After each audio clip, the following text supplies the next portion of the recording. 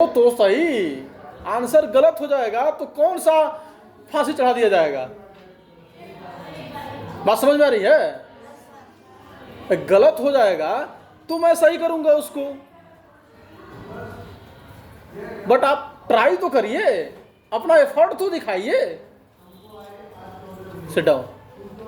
Okay, open the book. We are reading about new kings and kingdoms, in which we read about North India, the Rajputs, the Ghaznavis, the Pandyas, the Cholas, and cultural achievements, सांस्कृतिक उपलब्धियां, in which we read about temples, sculpture, language and literature, administration, village assemblies. In administration, we read that the Cholas divided their territory into mandalams. यानी कि Chola dynasty के राजा अपने territory, बोले तो भूभाग, यानी कि भूमि का टुकड़ा, जितने क्षेत्र पर या जितने टुकड़े पर चोल डायनेस्टी का शासन था उसको बोलते हैं टेरिटरी, भूभाग। बात समझ में आ रही है? तो जो चोलों की टेरिटरी थी उसको उन्होंने बांट के रखा था। जैसे आज पूरा Bharatvarsh 28 states and 8 union territories में बटा हुआ है, बटा है ना? आप सभी को उनके कैपिटल्स का नाम भी लगभग याद होना चाहिए, क्योंकि अगर 28 सभी राज्यों का नहीं याद होगा तो जो कम से कम बताया था उसको तो अपना याद ही होगा, है कि नहीं? तो हमारा देश 28 स्टेट्स एंड 8 यूनियन टेरिटरीज में बटा हुआ है, और स्टेट्स में मंडल है, मंडल में डिस्ट्रिक्ट है, डिस्ट्रिक्ट में तहसील है, तहसील में ब्लॉक है, ब्लॉक में विलेज है। Got it? है ना? बोलिए। उसी तरह से चोल डायनेस्टी के टाइम भी प्रांत, यानी कि जो आज स्टेट टाइप का है वही उसी को प्रोविंस कहते थे, तो मंडल में बटा था वो, और मंडल जो है डिस्ट्रिक्ट में बटा हुआ था। डिस्ट्रिक्ट गांव में बटा था, तो गांव को क्या कहते थे? नहीं, विलेज नहीं कहते थे गांव को, नहीं, मंडलम तो प्रोविंस हो गया, वो स्टेट के जैसा। वलांडू डिस्ट्रिक्ट को कहते थे, और विलेज को क्या कहते थे?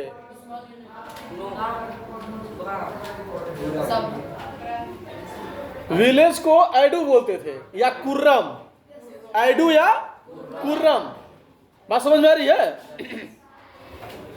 और एडू या कुर्रम जो है सबसे छोटी इकाई होती थी, यानी कि smallest unit of a territory या ऑफ अ एम्पायर। एक साम्राज्य का सबसे छोटा इकाई जो होता था वो होता था एडू या कुर्रम। जैसे आज देश का सबसे छोटा इकाई समझिए कि एक विलेज है, गांव है ना? बोलिए। उसी तरह से चोलों के समय में उसको एडू नाम दिया जाता था या कुर्रम नाम दिया गया था। विलेज असेंबलीज, गांव की समितियां। Local self government was of special feature of the Chol administration। कह रहे हैं स्थानीय सरकार चोलों के साम्राज्य का विशेष स्पेशल फीचर था, विशेष विशेषता। लोकल सेल्फ गवर्नमेंट यानी कि स्थानीय सरकार।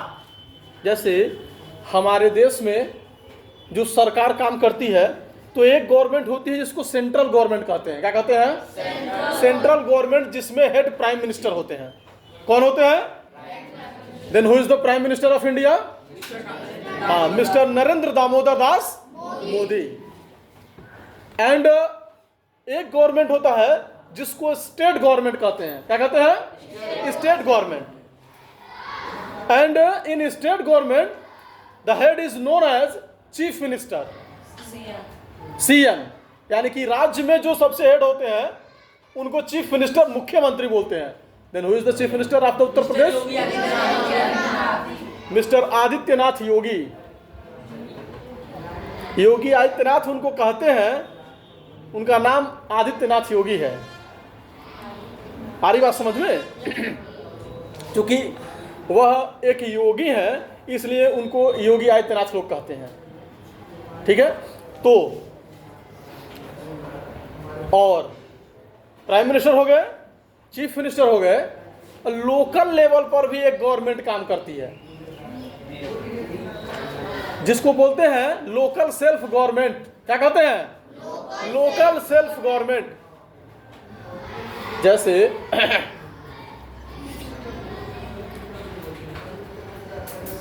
नगर या नगर पंचायत, नगर पालिका या नगर निगम, जो टाउन या सिटीज होते हैं, तो बड़े सिटी को नगर निगम, उस सिटी की व्यवस्था देखते हैं नगर निगम, जिसके हेड महापौर होते हैं, जिनको मेयर कहते हैं। क्या कहते हैं? मेयर। और बड़े से थोड़ा सा छोटा जो सिटी है उसको नगर पालिका कंट्रोल करती है, तो नगर पालिका के हेड को कहते हैं चेयरमैन। क्या कहते हैं? Then who is the chairman of Maharajganj?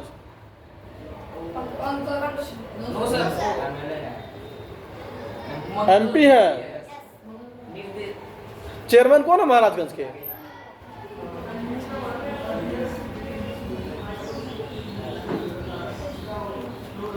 Maharajganj के चेयरमैन नहीं जानते आप लोग? महाराजगंज के तो रहने वाले हैं आप लोग? नहीं, जयमंगल कनौजिया महाराजगंज सदर के एमएलए है, विधायक, member of legislative assembly. Nirmesh मंगल की पत्नी जो है वो चेयरमैन है, पुष्पलता मंगल, मिसेस पुष्पलता मंगल। इसके पहले कृष्ण गोपाल जायसवाल जी चेयरमैन थे। आ रही बात समझ में? तो और नगर पालिका से छोटा जो टाउन होता है, कस्बा होता है, वहां नगर पंचायत होता है। जैसे चौक बाजार एक नगर पंचायत है। बात समझ में आ रही है? बोलिए। अब देखिए, गांव यानी कि विलेज जहां जो है उस लेवल में, विलेज में हेड ग्राम प्रधान होते हैं। विलेज से ऊपर जाएंगे तो ब्लॉक होता है, ब्लॉक ना, ब्लॉक में हेड ब्लॉक प्रमुख होते हैं। आ रही बात समझ में? ब्लॉक से ऊपर जाएंगे तो तहसील होता है। ठीक है, अच्छा, तहसील से ऊपर जो डिस्ट्रिक्ट है, तो डिस्ट्रिक्ट लेवल पर लोकल सेल्फ गवर्नमेंट में होते हैं एक जिला पंचायत अध्यक्ष। क्या होते हैं? नगर पंचायत नहीं, जिला पंचायत अध्यक्ष। जो इस टाइम महाराजगंज के जिला पंचायत अध्यक्ष जो है मिस्टर रविकांत पटेल हैं। शायद आप लोग न जानते हो उनको। मिस्टर रविकांत पटेल जो जिला पंचायत अध्यक्ष हैं। बात समझ में आ रही है? यानी कि विलेज लेवल का जो भी एडमिनिस्ट्रेशन का काम है वो टोटल हेड उसके जिला पंचायत अध्यक्ष मिस्टर रविकांत पटेल हैं। बात समझ में आ रही है? तो जैसे हमारे यहाँ, हमारे देश में सरकारें 3 लेवल में काम करती हैं, 3 levels: central government, state government and local self government. Yes, क्या हो रहा है? चलिए जाइए ऑफिस में, जाइए, चलिए जाइए।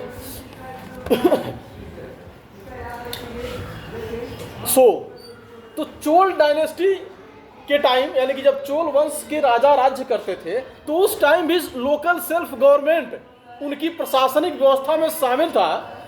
The smallest unit of administration was village. कह रहे हैं कि सबसे छोटी इकाई गांव हुआ करती थी, जिसको एडू या कुर्रम बोलते थे। There were 2 assemblies. ध्यान दीजिएगा, मेक योर पॉइंट या put your finger on the exact point. Village assemblies, line number 2। There were 2 assemblies, Ur and sabha in each village. हर गांव में 2 असेंबली होता था। क्या होता था? 2 असेंबलीज। एक का नाम था उर और दूसरे का नाम था सभा। जैसे बकरी चराते हैं सब गाँव में, तो गांव में दो सभा हुआ करता था। एक सभा का नाम उर और दूसरे का सभा। आ रही बात समझ में? अब देखिए, which were a form of local self government. These looked after various aspects of village life through committees. अब एक एक समिति बनाकर उर और सभा दोनों गांव में जो भी प्रशासनिक कार्य होता था, यानी कि गांव में किसी भी प्रकार की कोई समस्या है या कोई डेवलपमेंट का काम करना है, तो ये दोनों समितियां जो है गांव में काम करती थी। बात समझ रहे हैं? बोलिए। जैसे आज के डेट में गांव में कितना विकास हुआ, क्या विकास हुआ, इसकी रिस्पॉन्सिबिलिटी ग्राम प्रधान की होती है। समझ रहे हैं ना? कितना डेवलपमेंट हुआ, कितना काम हुआ गांव में, इस सब की रिस्पॉन्सिबिलिटी किसकी है? ग्राम प्रधान की। समझ रहे हैं? तो वो सारी रिस्पॉन्सिबिलिटी ग्राम प्रधान को ही लेना है। किसका? बीडीसी तो क्षेत्र पंचायत सदस्य हैं, उनका समझिए कि हाफ से कम रोल है। स्पेशल जो रिस्पॉन्सिबिलिटी है वो ग्राम प्रधान की है। बीडीसी का क्या है, जितना उनको काम मिल पाएगा उसके अकॉर्डिंग वो भी ग्राम सभा में काम करवाएंगे। बात समझ रहे हैं? उनको काम देने का की जो रिस्पॉन्सिबिलिटी है वो ब्लॉक प्रमुख की होती है। ब्लॉक प्रमुख उनको काम देते हैं, तो उसके अकॉर्डिंग वो गांव में काम करवाते हैं बीडीसी जो है। बात समझ रहे हैं? सदस्य का भी रोल है अपना। अपने वार्ड में कुछ काम करना है तो सदस्य कर सकते हैं ग्राम प्रधान के सहयोग से। कह रहे हैं the Ur was a general assembly of all members of the village while the Sabha was a committee of all male members. देखिए, उर ये जो असेंबली होता था, सभा होता था, यह जनरल असेंबली होता था। क्या होता था? जनरल, यानी कि गांव के सभी लोग इसमें मेंबर होते थे, पार्टिसिपेट कर सकते थे। कोई हिस्सेदारी निभाना है तो निभा, सभी लोग आते थे। और ये जो सभा होता था इसमें केवल मेल मेंबर होते थे, हाँ, फीमेल नहीं। सभा में केवल male member only. The Sabha was responsible for all works in the village which is executed through various committees such as the irrigation committee for irrigation, road committee for construction of roads etc. देखिए, अब ये जो सभा है जिसके member केवल mail होते थे, अंशु सीधे बैठो, जिसके मेंबर केवल मेल होते थे, पूरे गांव में जो भी काम होना है उसकी रिस्पॉन्सिबिलिटी उन्हीं लोगों की है, सभा की। बात समझ रहे हैं ना? और उस सभा में छोटी छोटी कमेटियां बनाई जाती थी। क्या बनाई जाती थी? छोटी छोटी कमेटी मतलब होता है समिति। जैसे मान लीजिए एक कमेटी बन गया इरिगेशन कमेटी। क्या बन गया? Irrigation committee.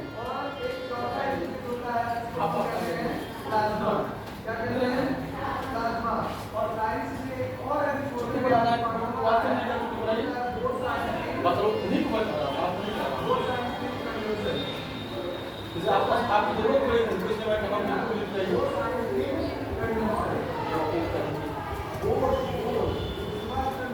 मूर्ख है क्या? पढ़ने आई तो पढ़ लीजिए, बेवकूफी करना ही है। जैसे एक कमेटी बन गई इरिगेशन कमेटी, सिंचाई से संबंधित एक समिति, सिंचाई का जो भी काम है वह कमेटी सिंचाई का पूरा काम देखेगी। समझ रहे हैं? एक दूसरी कमेटी मान लीजिए बन गई रोड कमेटी, तो सड़क बनने का जो भी काम है, कंस्ट्रक्शन ऑफ रोड्स, वो सारा काम वो कमेटी देखेगी। केवल उनकी रिस्पॉन्सिबिलिटी, जिम्मेदारी जो है सड़क बनाने से लेकर है। Got it? बोलिए। तो इस तरह से विलेज में दो असेंबली होती थी, उर और सभा। सभा में मेल मेंबर केवल होते थे और गांव में जितना भी काम होना होता था उसकी रिस्पॉन्सिबिलिटी सभा की होती थी। उर में ये जनरल असेंबली होता था, सब लोग इसमें आते थे। हाँ हाँ, सभी लोग मन मान लीजिए बैठे, कोई दिक्कत नहीं है उसमें। ऐसा कोई मतलब स्पेशल पर्टिकुलर कुछ नहीं कहा गया, इसमें जनरल पर सभी लोग आते थे। उनका कोई स्पेशल रोल भी नहीं था, रोल सभा वाले का था। Do you know the Brihadeeswara temple, the temple of Gangaikonda Cholapuram and the Airavatesvara temple in Tamil Nadu have been declared as world heritage sites by the UNESCO. एक इंटरनेशनल ऑर्गेनाइजेशन है जिसका नाम है यूनेस्को। क्या नाम है? यूनेस्को। तो यूनेस्को ने बृहदेश्वर टेम्पल और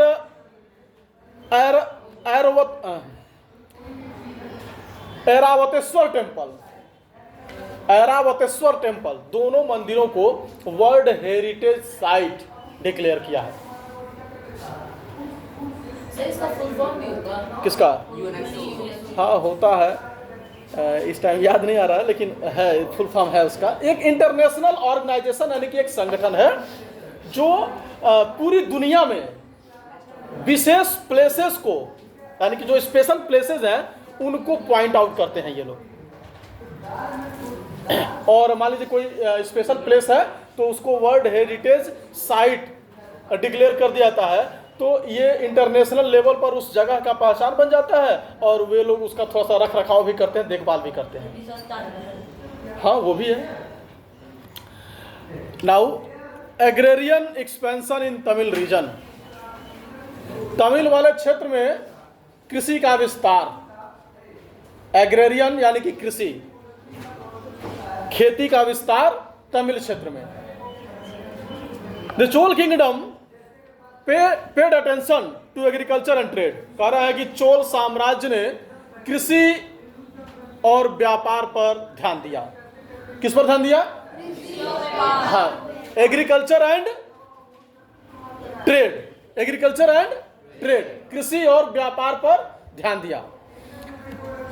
it brought more areas under cultivation including barren and forest land and dug canals and ponds in order to provide irrigation facilities।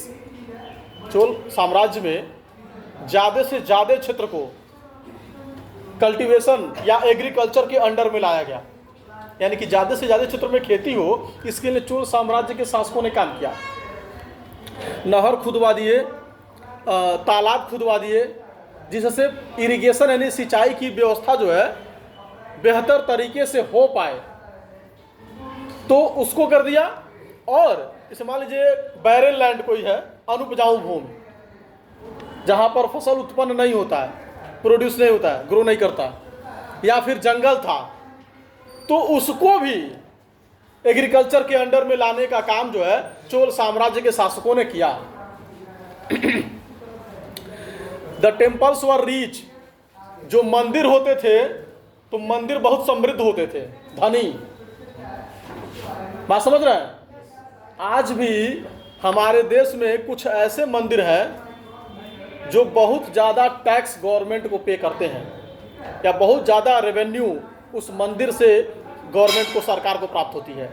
जैसे हैदराबाद में एक मंदिर है तिरुपति बालाजी, महाराष्ट्र में एक मंदिर है शिरडी साई बाबा का। आ रही बात समझ में?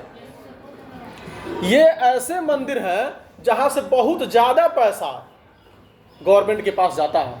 अभी और भी बहुत सारे हैं, ये तो दो प्रमुख हैं, उनका नाम दिमाग में आ रहा था तो मैंने बोला आपको। आ रही बात समझ में?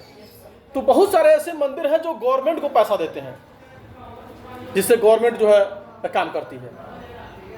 उसी तरह से उस टाइम भी मंदिर बहुत समृद्ध यानी कि धनी हुआ करते थे, और तो धनी होते थे तो उनके रिसोर्सेज, संसाधनों का प्रयोग इरिगेशन प्रोजेक्ट में किया जाता था, यानी सिंचाई से संबंधित जो भी काम करना है उससे रिलेटेड जो है, जो मंदिर का पैसा था उसको लगाया जाता था। मतलब वही नहर खुदवाना या तालाब खुदवाना या कुआं खुदवाना, तो उससे रिलेटेड मान लीजिए काम करना है तो पैसा खर्च होगा, तो वो पैसा मंदिर का जो पैसा होता था उसको लगाया जाता था उसमें। Prosperity of the people resulted in a larger population, so more areas were brought under cultivation. अच्छा, अब एक और चीज देखिए, लोग समृद्ध थे, धनवान थे, तो जब लोग धनवान थे तो जनसंख्या भी बढ़ रही थी। जैसे जिस प्लेस पर सभी रिसोर्सेज आसानी से प्राप्त होते हैं वहां ज्यादा से ज्यादा लोग रहना भी पसंद करते हैं। बात समझ रहे हैं? तो लोग समृद्ध थे तो जनसंख्या भी बढ़ रही थी। अब जनसंख्या बढ़ रही है तो खेती के लिए भूमि भी बढ़ाना पड़ेगा। भूमि बढ़ाने का मतलब यह कि भूमि तो बढ़ेगा नहीं, जितना है उतना ही रहेगा, लेकिन जिस भूमि पर खेती नहीं होती है उसको खेती योग्य बनाना पड़ेगा। या जंगल है तो जंगल काट के मतलब कि उस पर फसल लगाना होगा। क्योंकि जनसंख्या बढ़ रही है तो खेती योग्य भूमि का भी बढ़ना आवश्यक है, नेसेसरी है, जरूरी है ना? बोलिए। Also effort was made to get more produce from the existing cultivable land, यानी कि जो खेती योग्य भूमि है उससे और ज़्यादा प्रोड्यूस निकाला जा सके, यानी कि और ज़्यादा उत्पादन लिया जा सके, इसके लिए भी काम करते थे लोग चोला डायनेस्टी के। आ रही बात समझ में? Okay, that's all.